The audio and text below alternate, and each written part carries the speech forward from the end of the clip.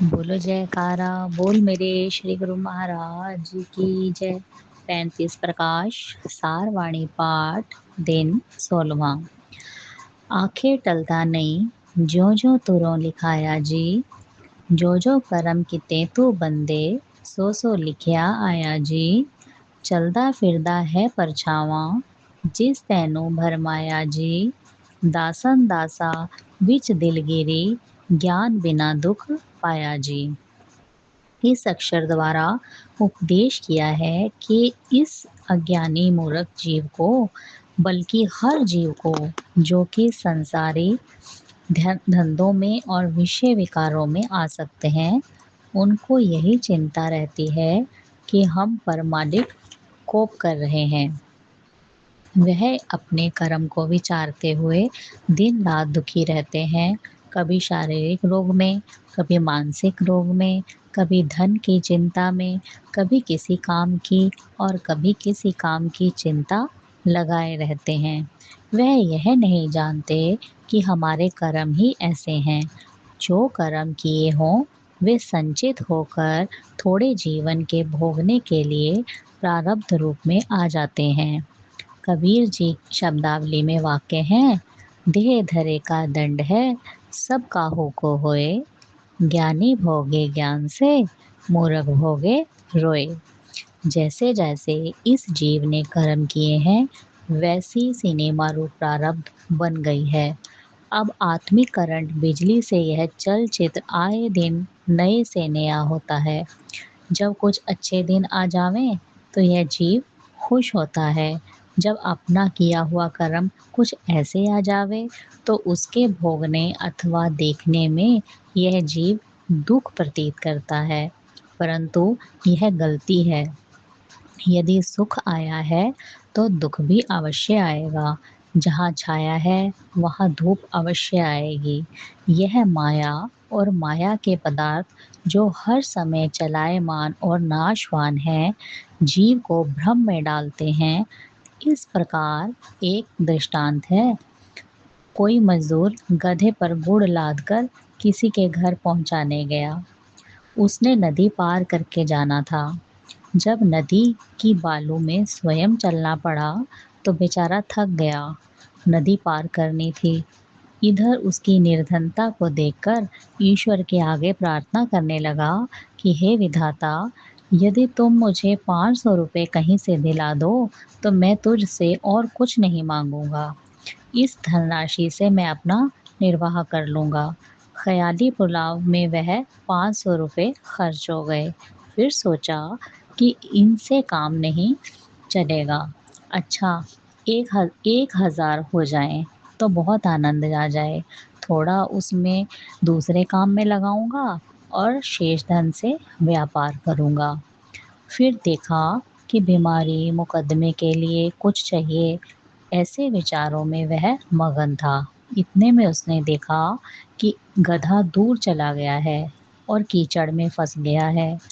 अब उस ओर से दृष्टि हट गई और गधे की चिंता होने लगी। वह स्वयं अकेला होने के कारण गधे के ऊपर से गुड़ को भी उतार ना सका। गधा पानी में बैठ गया। काफ़ी मारने पर भी गधा ना उठा। अब गुड़ पानी में घुलने लगा और सब पानी हो गया। बोझ हल्का होने के कारण गधा उठकर आगे चलने लगा।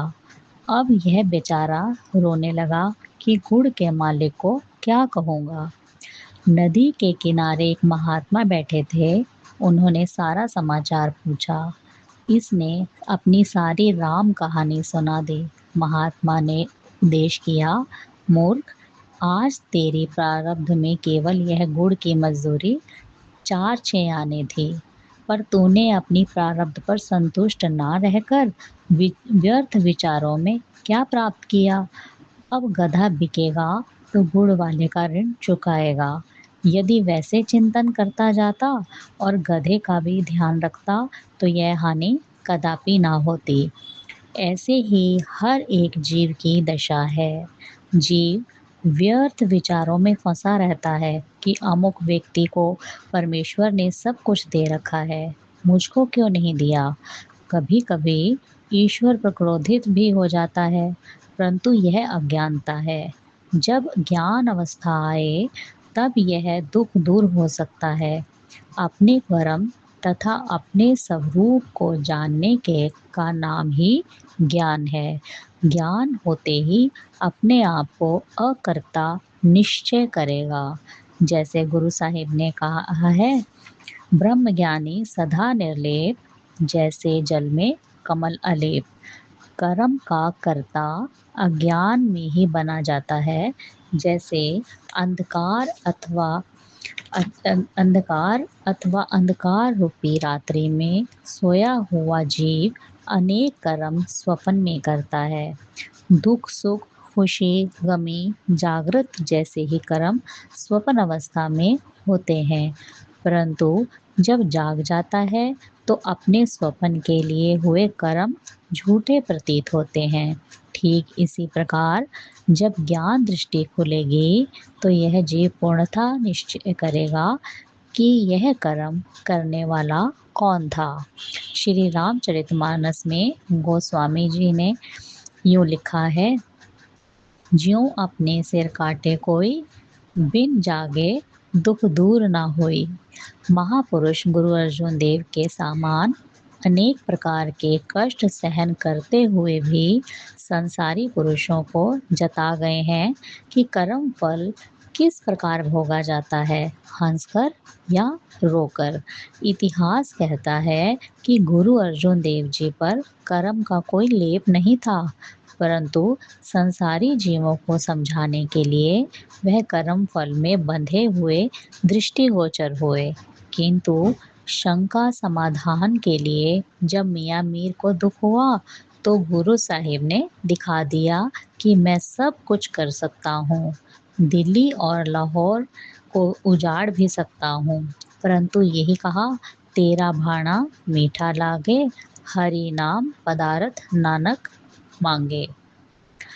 आज गम कल खुशी दुनिया है बदलती, सुन ले प्यारे, बंदा सोई जो हिम्मत ना हारे। पांडव राजा से बन गए भिखारी, फिर भी हिम्मत ना थी मूल हारी। तख्तो ताज गया सारा राज गया, जुए हारे, बंदा सोई जो हिम्मत ना हारे।